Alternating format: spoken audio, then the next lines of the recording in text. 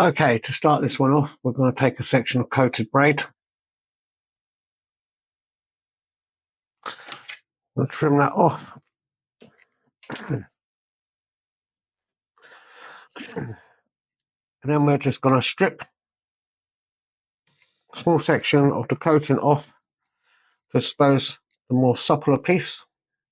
And then in this piece, we're going to tie ourselves a simple loop knot. Like so.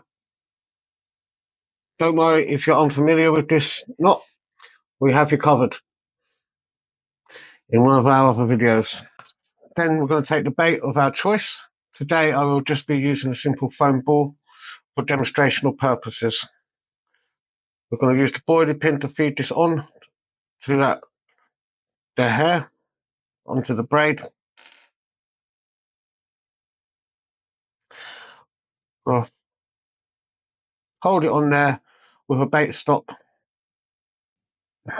Then we will take the hook of our choice. For me, for this rig, it's always a curved shank hook. I do know some people that use wide gapes.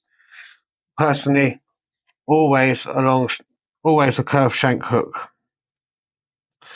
We're going to feed the braid through the back of the hook towards the point. This is a very important part. Always through the back, going towards the point. Okay? We're going to slowly feed this through. Don't just drag it through. We do not want to keep on stripping more braid off or get broken sections.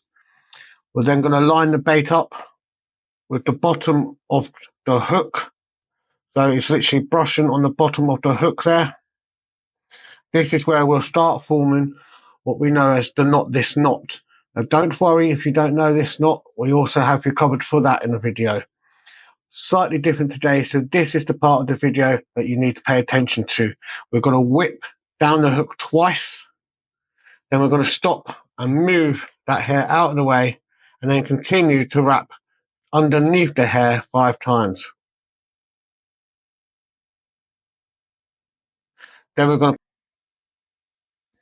back through the back of the hook, going towards the point of the hook again. Can you see that? It's the same as we did at the start, going through the back towards the point. And we're just going to slowly bring the braid up, slowly tighten it down there. There with a bit of saliva. And as you can see, this is where the real mechanics of this comes in. You can see where that's trapped underneath. There, see? So it comes off quite aggressively, straight from the back of the hot eye.